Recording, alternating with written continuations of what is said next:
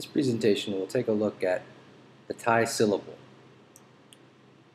how one can construct and read basic Thai sounds looking at the syllable construction. When studying the Thai word construction, it is important to focus on how the phonetic or spoken or the sound of the language is comprehended, and the orthographic or the written or reading component of the language and understanding the syllable meaning.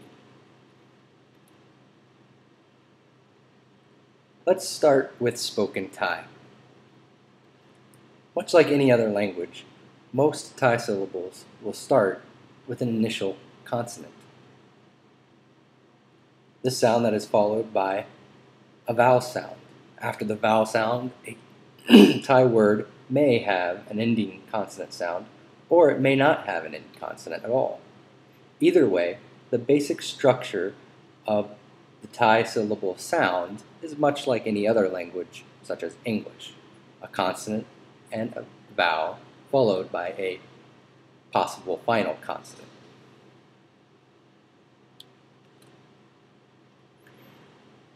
Unlike Western languages, a Thai syllable or word's meaning can change dramatically without ever changing the consonant or the vowel sound. There are two ways this happens. The structure of a Thai syllable can vary in vowel duration and syllable pitch. Vowel duration refers to how long the vowel sound is pronounced. Is it a long sound, or is the vowel sound a short one? The pitch often refers to as a tone in the Thai language, can also change the meaning. Is the syllable's tone a middle, low, falling, high, or rising pitch? More on the specifics of duration and pitch in later sections. So, the Thai syllable has 5 key elements, whether you're listening to it or reading it. These key elements will look something like this if it is written.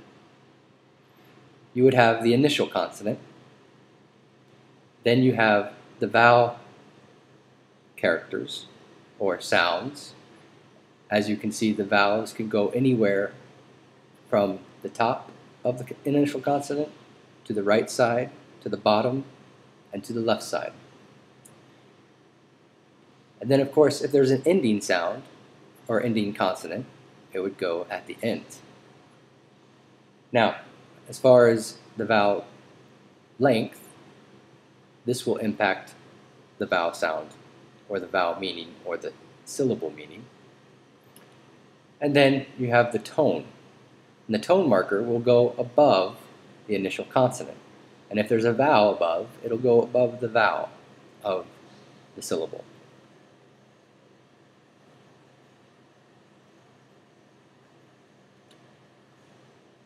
Since the vowel placement does not necessarily match the spoken expression, let's key on the vowel placement to understand 7 different ways a syllable can be formed without an ending consonant. In a Thai syllable, a vowel can be placed before the beginning consonant. So if you have your initial consonant, then the vowel will actually go on the left side of the consonant.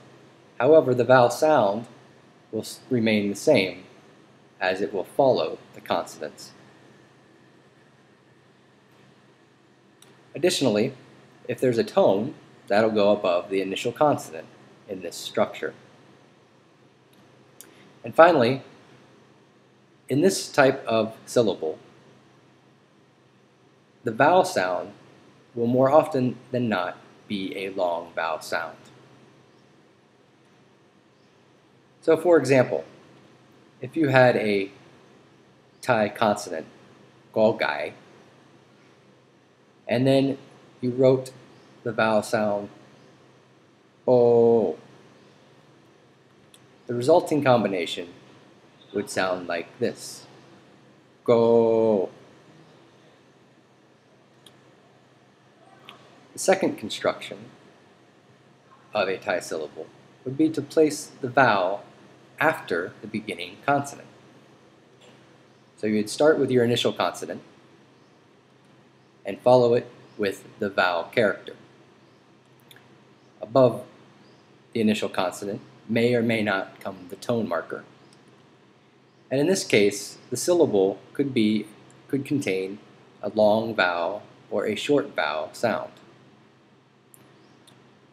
For example, if you had the initial consonant dodek and you added the vowel ah, the resulting combination would be da. A third construction of a Thai syllable would be to place the vowel above the beginning consonant. You would start with the initial consonant, of course, and then place the vowel character, or vowel sound, above the initial consonant.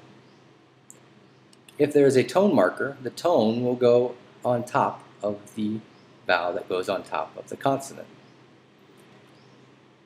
And this type of syllable construction could have a long or short vowel sound. So for example, if we had the initial consonant ball by mai, and we put the vowel e on top, the resulting combination would be b.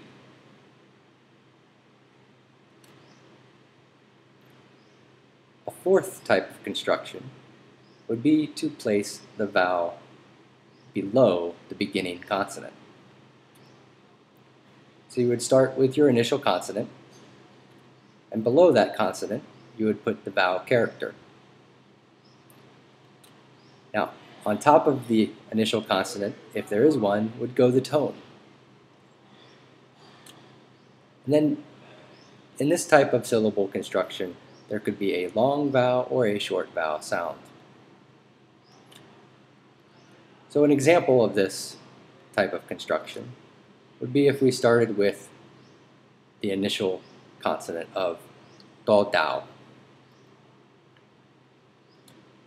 If we added a vowel sound oo, the resulting combination would become tu.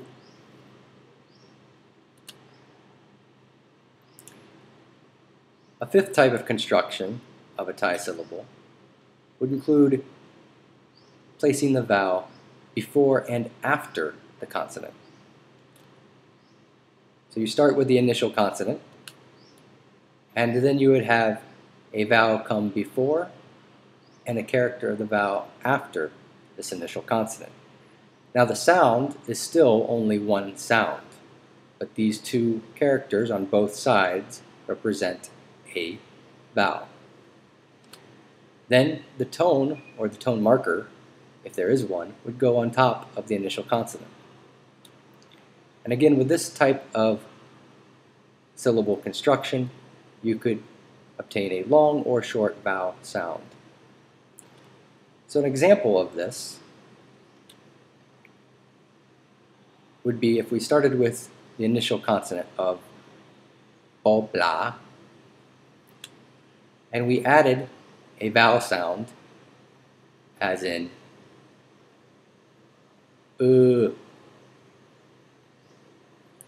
the resulting combination would be b.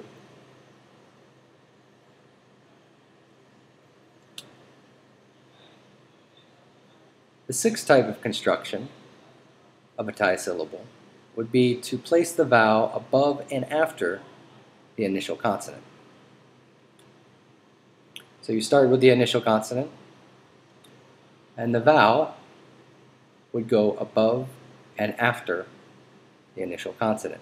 Again, only one vowel sound, but with two characters above and to the right of the initial consonant.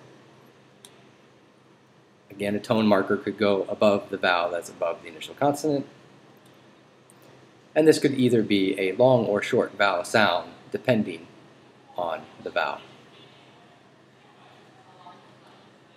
So for example, you would have an initial sound of golgai, and then above and to the right, two characters would form the sound ua. So the resulting combination would become gua. And finally, the seventh type of construction a Thai syllable can take would be to place the vowel before, above, and after the consonant. Start with the initial consonant. And now you will put three markers, one before, one above, and one after, or one on the left, one on the top, and one on the right of the initial consonant. And if there's a tone, the tone marker may go on the top. And again, this type of syllable construction could contain a long or short sound for the vowel.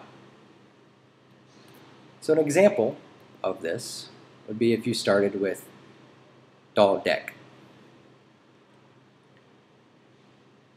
Here we're adding three different syllables to make, or three different characters to make one vowel sound. In this case, these three characters make the sound iya. So the resulting combination would be tia. As stated before, the Thai syllable can contain ending sounds as well. These certainly need examination in later lessons and sections. However, for our purposes now, we can just keep in mind the previous visual constructions. So as we start learning how to read Thai, remember the way a Thai word sounds may not match exactly how we have become accustomed to reading sounds in our own language or in English. This is an important point to remember as we begin learning the various elements of spoken and written Thai.